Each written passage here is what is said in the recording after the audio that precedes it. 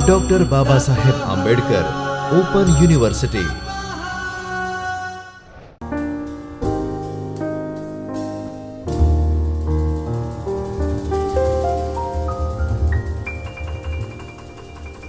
નમસ્કાર વિદ્યાર્થી મિત્રો, આજે આપણે SECD 02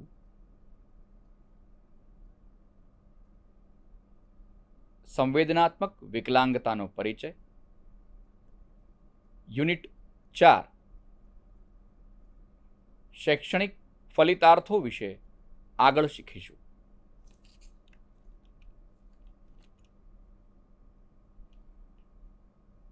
અત્યાર સુધી આપણે અલ્પદ્રષ્ટિ અને પ્રજ્ઞાચક્ષુ વિદ્યાર્થીઓના લક્ષણો વિશે શીખ્યા હતા। આજે આપણે તે જ કડીમાં આગળ શાળાકીય પ્રાથમિક કક્ષામાં તેમનો વિકાસ કેવો રહે છે અને તેમાં આપણે શું આયોજનો કરી શકીએ છીએ તેના વિશે જોઈશું। તો જ્યારે બાળક ઘરના હૂંફભરા વાતાવરણમાંથી શાળાના વાતાવરણમાં પ્રવેશે છે ત્યારે દ્રષ્ટિહીન બાળકના વિકાસમાં સુધારો કદાચ ઝડપી જોવા મળશે, પરંતુ આવા બાળકને આ વાતાવરણમાં અનુકૂરણ સાધવામાં થોડો સમય વધારે લાગી શકતો હોય છે। આ બાળકના જ્ઞાનાત્મક વિકાસનો ગાળો હોય છે, જેમાં અન્ય શારીરિક બાહ્ય ક્રિયાઓના વિકાસમાં એ સમય નીકળી જાય છે અને તેના કારણે શિક્ષણમાં કોઈને કોઈ જગ્યાએ વિદ્યાર્થી પાછો પડી જાય છે। પરિણામે જેટલો આ આયુનો ઉપયોગ થવો જોઈએ તેટલો થઈ શકતો નથી, જેના કારણે આ કાર્ય વધારે મુશ્કેલીભર્યું પણ બની જાય છે કે તેને શિક્ષણમાં કઈ રીતે આપણે સમધારામાં લઈ આવવું।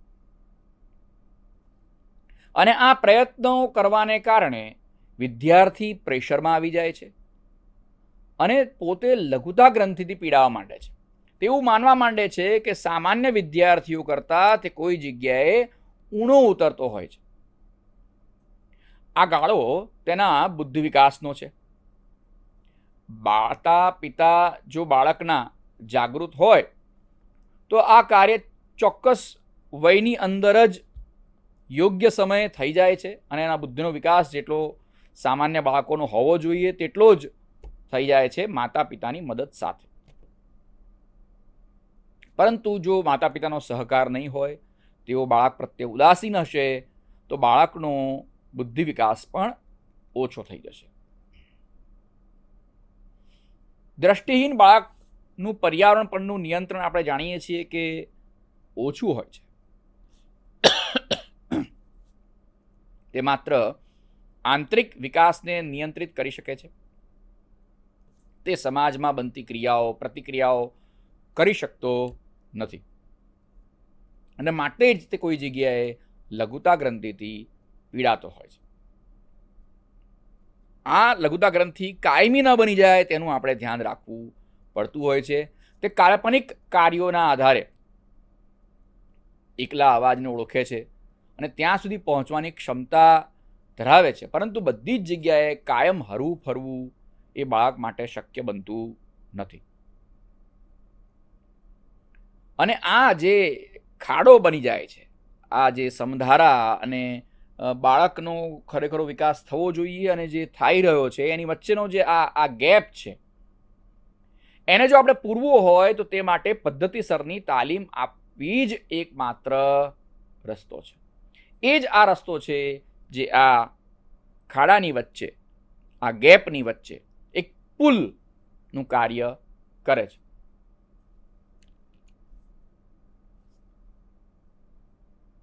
કાર્યદર્શક સંબંધોની જો આપણે ચર્ચા કરીએ તો અંધ વિદ્યાર્થીઓ હોય, જે બાળક ક્રિયાઓ થતી હોય તે જોઈ શકતો નથી કે તે ક્રિયામાં મળતા પરિણામોને તે નોંધી શકતો પણ નથી, પરંતુ માત્ર તે આ કાર્ય નથી કરી શકતો તેની દ્રષ્ટિ ન હોવાને કારણે એના માટે થઈ અને એ કાર્ય કરતા એને અટકાવવો એ પણ યોગ્ય નથી। શિક્ષકે તે કાર્ય કરવા માટે પણ તેને પ્રોત્સાહિત તો કરવો જ જોઈએ. તેને કાર્ય કરતા આવડ્યું છે તે માટે નાના મોટા ઇનામો તેને આપવા જોઈએ, તેને પ્રોત્સાહન આપવું જોઈએ. આપણે યાદ રાખવાનું છે કે આખરે તે એક બાળક જ છે. પછી તે દ્રષ્ટિહીન હોય, તે શ્રવણ ક્ષતિ ધરાવતું હોય, કે પછી તેનામાં બુદ્ધિ ક્ષમતા ઓછી હોય, આ બધા જ વિશિષ્ટ બાળકો છે. આ બાળકો એ ભૂલી જવાના નથી. આથી જે તમામ બાળકોને ગમે છે એ જ આ બાળકોને પણ ગમે છે. અને બાળકોને શું ગમે છે? તો કે પ્રોત્સાહન, ઇનામ. તમે દરેક નાની નાની વસ્તુઓ માટે તેને પ્રોત્સાહિત કરો. કેટલીક વાર તો જાત અનુભવ કર્યા પછી બાળકો પોતાના અનુભવનું વર્ણન પણ કરતા હોય છે. બની શકે કે તે વર્ણન કદાચ જે ખરેખર સત્ય બન્યું છે તેના કરતાં થોડું વેગળું હોય, પરંતુ શિક્ષકે તેમાં સુધારો કરવાનો છે અને બાળકને પ્રોત્સાહિત કરવાનો છે. સ્થિરતા. તે કોઈ પણ એક પદાર્થને અનુલક્ષીને સ્થિર રહે. તે પોતાની જાતે હરીફરીને વિવિધ પદાર્થોનું અવલોકન કરી શકતા નથી. આથી તે અનુકરણ પણ નથી કરવાના. તો તે કાર્ય કરવા માટે પ્રેરણા એને કોણ આપશે? તે પોતે હતોત્સાહી થઈ જશે. તેવું માનશે કે તે પોતે સ્થિર રહી શકતા નથી, તે પડી જાય છે. આથી તે ચાલવાનું ટાળશે, હરવા ફરવાનું ટાળશે.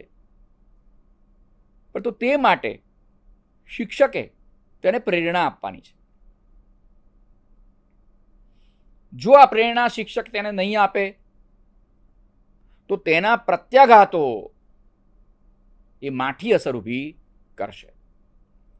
પરિણામે શિક્ષણની બાબતો નથી આવડતી, વિદ્યાર્થી વારંવાર નાપાસ થાય છે અને વર્ગ બઢતી પણ તેને મળી શકતી નથી અમુક ધોરણ પછી.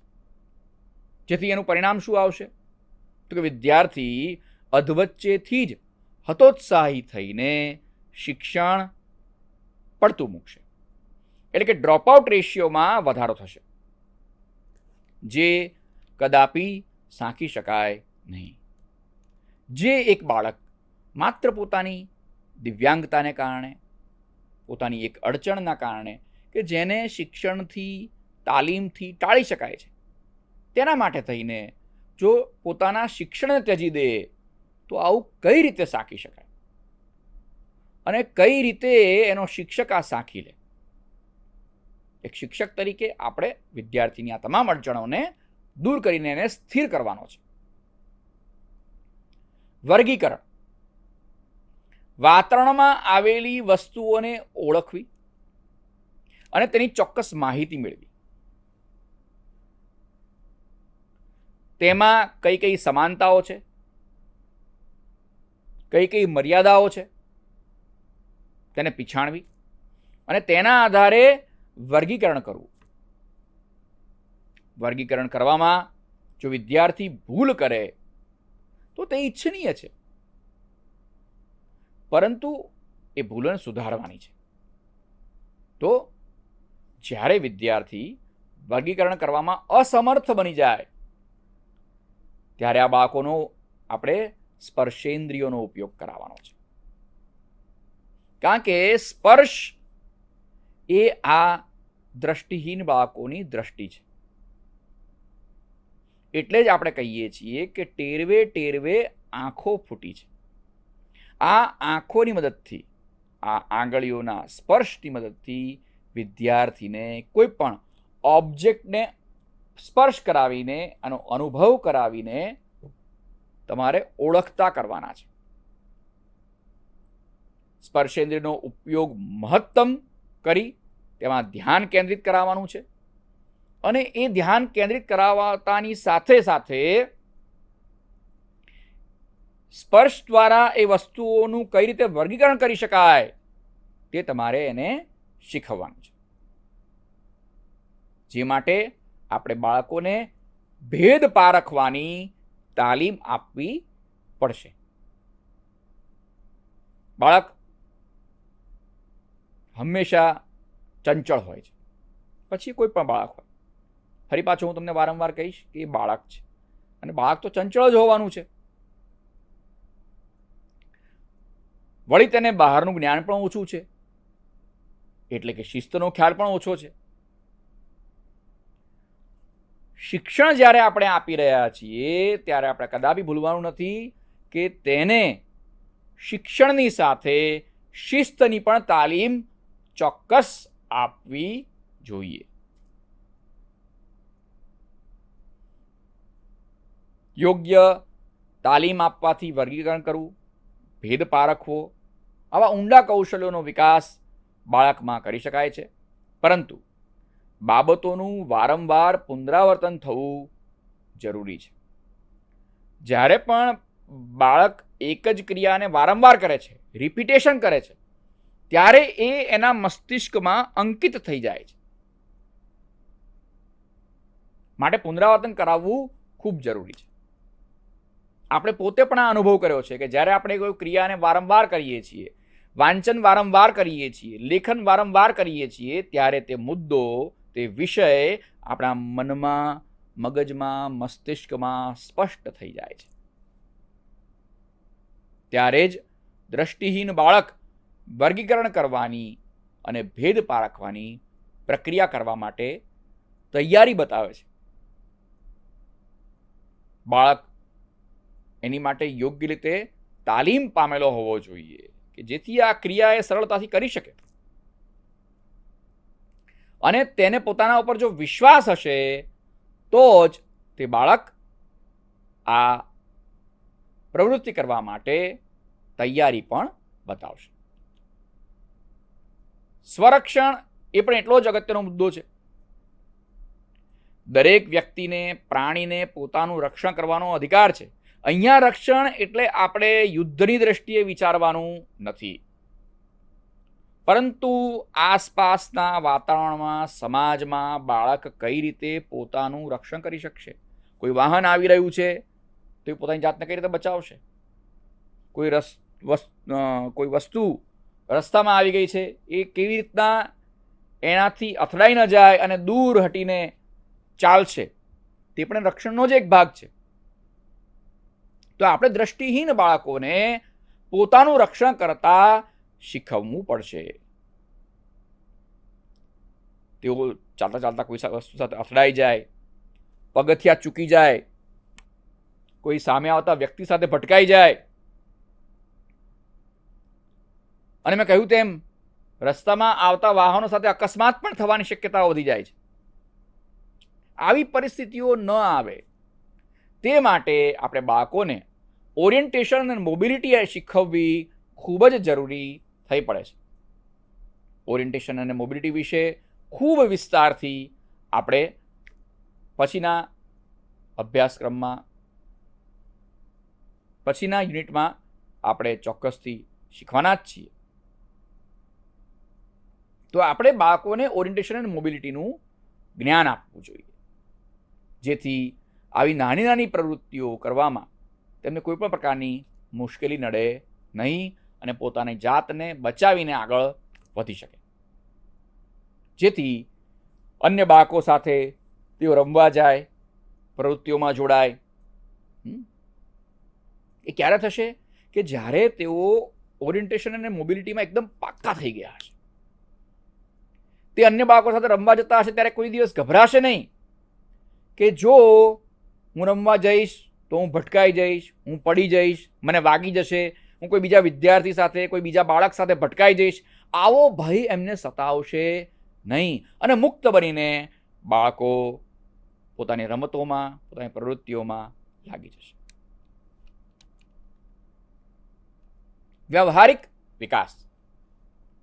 વ્યવહારમાં ઉપયોગી અથવા રોજિંદા જીવનમાં ઉપયોગી બાબતોનો ખ્યાલ મેળવવો એક દ્રષ્ટિહીન બાળક માટે ખૂબ જ કપરું કાર્ય છે. અલગ અલગ પદાર્થોની, વસ્તુઓની વિશેની માહિતી મેળવવી, તેમનું વજન કેટલું છે, તેમનું કદ કેટલું છે, તેમના હાથમાં રૂપિયા કેટલા છે, સિક્કા કેટલા છે, એનું મૂલ્ય શું છે, કોઈ પણ વસ્તુ નાની મોટી, ઊંચી નીચી, લીસી કે ખરબચડી વગેરેનો બાળકને ચોક્કસ ખ્યાલ આવવો જોઈએ, જે પણ માત્ર તાલીમથી જ શક્ય બને છે. તમે તમારી જાતે કોઈ વાર પ્રયત્ન કરજો કે તમે કોઈ બજારમાં વસ્તુ લેવા જાઓ અને તમારા પર્સમાંથી, પાકીટમાંથી, ખિસ્સામાંથી તમે નાણાં કાઢ્યા, એક નોટ કાઢી અને આંખો બંધ કરીને પ્રયત્ન કરજો કે એ નોટને તમે સ્પર્શ કરો જ્યારે ત્યારે આંખો બંધ રાખવાની અને જોવાનો પ્રયત્ન કરવાનો, આંખો તમારી બંધ છે, કે આ કેટલા રૂપિયાની નોટ છે. શું તમને લાગે છે કે આ સરળ છે? તો શું આપણે બજારમાં જવાનું બંધ કરી દેવાનું? શું તે દિવ્યાંગ બાળકને બજારમાં નહીં મોકલવાનો? જવાબ છે ના. આપણે બાળકને સક્ષમ એટલો બનાવવાનો છે કે તે પોતાની જાતે બજારમાં જઈને પોતાને જોઈતી વસ્તુ એટલી જ યોગ્ય કિંમતે ચૂકવે, બચેલા નાણાં પાછા લે અને ઘરે પરત આવે.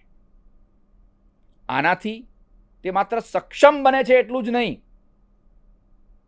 પરંતુ તેના આત્મવિશ્વાસમાં પણ વધારો થાય છે, જે માટેની આપણે તાલીમ આપીએ છીએ. અત્યારે તો ભારત સરકારે મની જેવી એપ્લિકેશન બહાર પાડી છે. આજે દરેક પ્રજ્ઞાચક્ષુ વિદ્યાર્થી પાસે મોબાઈલ છે. એમાં એપ્લિકેશન તમે ઇન્સ્ટોલ કરી આપો તો નોટ નીચે મૂકેલી હોય રૂપિયાની, એની પર ખાલી એ સ્કેન કરે તો તમને એપ્લિકેશન કહી દેશે કે આ કેટલા રૂપિયાની નોટ છે. 5ની, 10ની, 20ની, 50ની, 100ની, 200ની કેટલા રૂપિયાની આ નોટ છે તે તમને માત્ર મની એપ્લિકેશન કહી દેતી હોય છે, જણાવી દેતી હોય છે. પરંતુ સાથે સાથે આપણે સ્પર્શની તાલીમ ભૂલવાની નથી. જો આ તાલીમના વિદ્યાર્થી સતત સંપર્કમાં રહે તો તેની જાતે જ તે દરેક સમસ્યાનો હલ કરવામાં સક્ષમ બની જાય છે. સામાજિક વિકાસ. જન્મથી જ આપણે જાણીએ છીએ કે બાળક માતા પિતા સાથે જોડાયેલું હોય છે અને આ જોડાણ કરવામાં તેની આંખો ખૂબ મહત્વનો ભાગ ભજવતી હોય છે.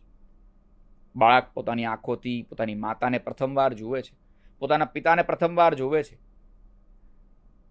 તેની તરફ પહેલી વાર જુએ છે કે કોઈ નજીકનું વ્યક્તિ તેની તરફ સ્મિત કરી રહ્યું છે, કોઈ હાથ હલાવી રહ્યું છે, કોઈ એને પ્રેમથી બોલાવી રહ્યું છે, અને આ રીતે તેની વાતચીતની શરૂઆત થાય છે. પરંતુ દ્રષ્ટિબાધિત બાળકો આ આનંદથી દૂર રહી જાય છે. તે પોતાના સ્વજનોને, માતા પિતાને, સગા સંબંધીઓને માત્ર તેમના અવાજથી ઓળખતા હોય છે. માતા પિતા કે કુટુંબના સભ્યો સાથે તે આંખોથી જે વાતચીત કરે છે તે કરી શકતો નથી.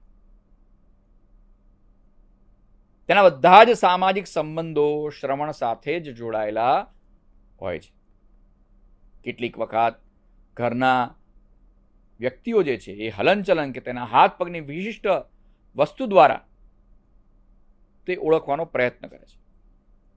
કોઈ એક હાથ આવે એની પાસે તો એ સ્પર્શ કરીને જોશે કે આણે બંગડી પહેરી છે તો કદાચ તેની માતા હશે, ઘડિયાળ પહેરી છે તો કદાચ એના પિતા હશે, અથવા કોઈ ચોક્કસ નિશાની જે એણે રાખી હશે તેના આધારે તે વ્યક્તિઓને ઓળખવાનું, સ્પર્શ કરીને ઓળખવાનું શરૂ કરે છે. પરંતુ જો એક સાથે 2-3 એવા હાથ આવી જાય કે જેના હાથમાં બંગડી છે તો એ મૂંઝાઈ પણ શકે છે. તો તેવા સમયે આપણે ફરી પાછી એને તાલીમ આપીએ છીએ, તેના માતા પિતાનો તેને વારંવાર સ્પર્શ કરાવીએ છીએ. આત્મીયતાથી તેનો સ્પર્શ દ્વારા તે જોડાણ થાય છે, પણ છતાં કોઈક જગ્યા ખાલી ચોક્કસ હંમેશા રહી જાય છે. પણ સ્પર્શેન્દ્રિય જેમ બને તેમ એને પૂરવાની ચોક્કસ કોશિશ કરે છે. ત્યારબાદના વર્ષોમાં કદાચ બાળક દ્વિધા અનુભવશે, સ્વાર્થી, બિનવાતચીત, પોતાની જે મિત્રો છે, બહેનપણીઓ છે, સાથી છે, એમની સાથે રમવા જવું, એમની સાથે હરવા ફરવા જવું, એ બધામાંથી કોઈ જગ્યાએ દૂર થતો જાય છે, એકલતા અનુભવે છે, અને એના કારણે તે ટોળામાંથી દૂર થઈ જાય છે. કુટુંબના સભ્યો દ્વારા આવા બાળકની જરૂર કરતાં વધારે ઘણી વખત સાર સંભાળ પણ લેવામાં આવે છે અને લાડ વધારે પડતા લડાવવામાં આવતા હોય છે, તેનો સતત બચાવ કરવામાં આવતો હોય છે, અને એને કુટુંબના બિચારા બાપડા દયાના ભાવ તરીકે, દયાવાળા વ્યક્તિ તરીકે, કે જેની પર લોકોએ દયા ખાવાની છે, એવો કરી નાખે છે. સામાજિક પ્રસંગો હોય, રીત રિવાજો હોય, તેમાં એને સામેલ નથી કરતા. રખેને લઈ જઈને કંઈક વાગી જાય તો આવો પ્રશ્ન તેમને સતાવતો હોય છે, જે યોગ્ય નથી. કારણ કે બાળકને પોતાના રીતિ રિવાજોના, પોતાના આસપાસના વાતાવરણના કોઈ અનુભવ જ નથી થતા. પરિણામે તેનો સંપૂર્ણ વિકાસ થતો નથી, જેના કારણે કૌટુંબિક ભાવનાનો વિકાસ, મૈત્રી ભાવનાનો વિકાસ અટકી જાય છે. સામાજિક ક્રિયા પ્રતિક્રિયાની ગૂઢ દ્રશ્ય સંકેતો ખૂટે છે, એ ચહેરાના હાવભાવ ખોવાઈ જાય છે. આમ આ બાળકની પ્રાથમિક જરૂરિયાતો અને સેકન્ડરી જરૂરિયાતો, એટલે કે મુખ્ય અને ગૌણ બંને જરૂરિયાતોને તે સીધી અસર કરે છે.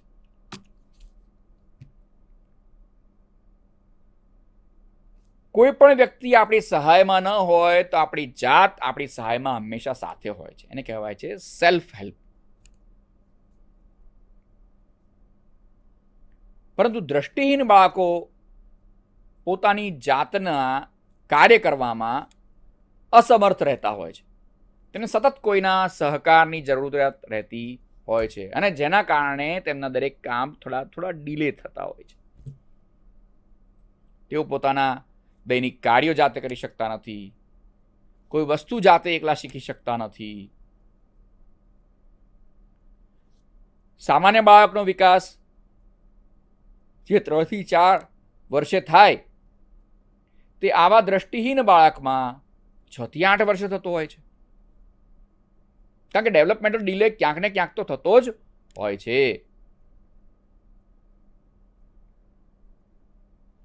ઘણી વખત વાતાવરણમાં અતિ જરૂરી ઝડપી પ્રાપ્ત થતી વસ્તુઓ પણ પોતાની રીતે તે મેળવી શકતા નથી. આમ તે પોતાને મદદરૂપ થવામાં વિલંબ અનુભવે છે. જે એને ટોયલેટ ટ્રેનિંગ મળવી જોઈએ તે પણ એમાં કદાચ એ ધીમો પડી જાય. ટોયલેટ ટ્રેનિંગ મેળવવામાં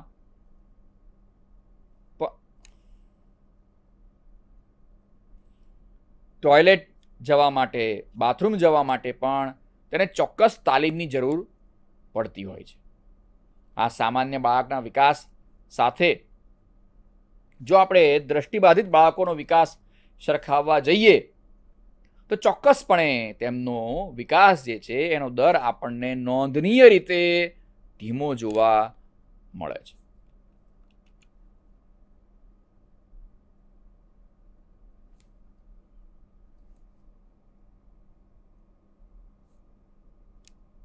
દ્રષ્ટિહીન બાળકો સાંભળ્યા પછી પોતાની યાદશક્તિમાં તેને ઉમેરી દેતા હોય છે. એટલે કે ભાષા વિકાસ પણ એમનો સાંભળ્યા પછી, યાદશક્તિમાં ઉતાર્યા પછી કે જે એમની આસપાસ બોલાયેલા શબ્દો છે, ધ્વનિઓ છે, એ બધી પ્રક્રિયાઓ જો વિલંબ પામે, જો એનું ચોક્કસ અર્થઘટન ન થાય તો તે યોગ્ય રીતે તેમની બેંકમાં જમા થતા નથી. જાણીતા શબ્દો હોય તો તેનો ઉપયોગ તે ફરીવાર કરવામાં સક્ષમ હોય છે, પરંતુ નવા શબ્દો હોય તો પહેલાં એને સમજવા પડે છે. એનો અર્થ શું થાય, એનું એપ્લિકેશન કેવી રીતના થાય, એ એણે પહેલાં પોતે સમજવું પડે છે કે જેથી ભવિષ્યમાં તે એનો યોગ્ય જગ્યાએ યોગ્ય રીતે ઉપયોગ કરવામાં સક્ષમ બને અને યોગ્ય પરિસ્થિતિમાં તેનો ઉપયોગ કરે. આથી શું થાય છે? તો આથી એમ થાય છે કે બાળક માત્ર પોતાની જરૂરિયાત પૂરતી જ ભાષાનો ઉપયોગ કરે છે અને જે ભાષા તેને નવીન લાગે છે, જેનો અર્થ તે જાણતા નથી, જેનું એપ્લિકેશન તે જાણતા નથી, તેનો ઉપયોગ કરવાનું ટાળે છે, જે સામાન્ય રીતે સમજી શકાય તેવી બાબત છે. પરંતુ અનુભવ અને સતત અવલોકન કરીને બાળકો આ બધી વસ્તુઓની ઉપરવટ જઈને કાર્ય કરી શકે છે, તેને શીખી શકે છે.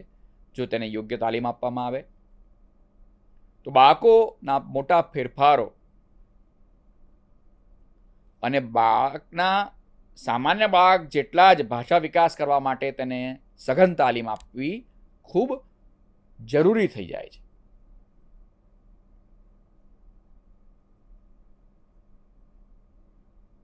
અને જો આ તાલીમ તમે એને આપી હશે તો તેઓ લાંબા વાક્યોનો ઉપયોગ કરી શકશે, તેનો સંગ્રહ કરી શકશે અને સમય આવે તેનો ઉપયોગ પણ કરી શકશે.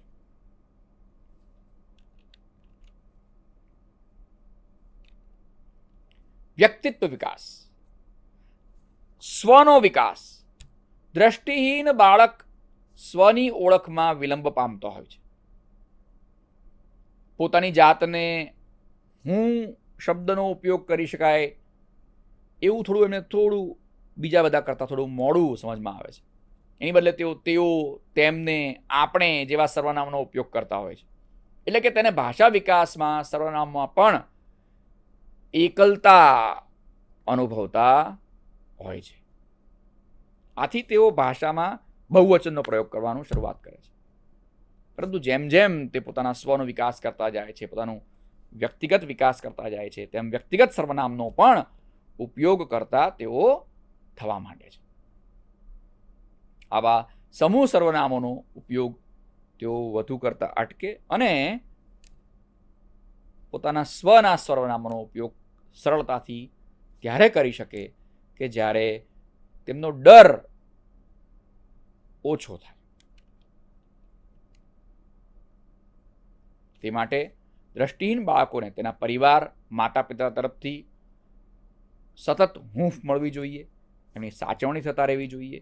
અહીંયા મેં હૂંફ શબ્દ વાપર્યો છે, તેને આપણે લાડ લડાવવાના નથી, એને હૂંફ આપવાની છે, જે સામાન્ય રીતે માતા પિતા પોતાના બાળકને આપે છે.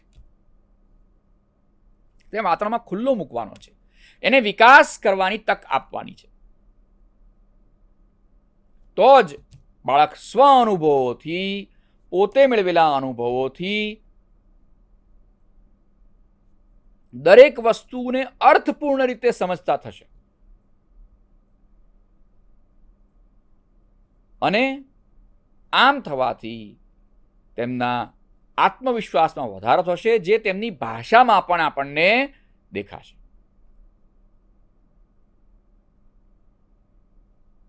હવે છેલ્લી સ્લાઇડ લઈ લેજે પાછી.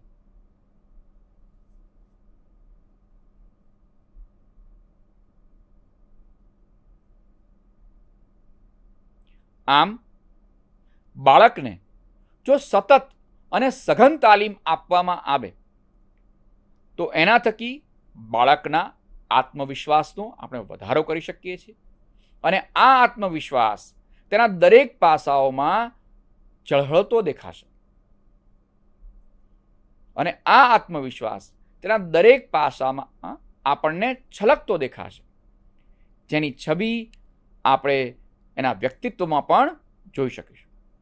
આગળની કડીમાં ફરી પાછા મળીશું. ત્યાં સુધી ધન્યવાદ.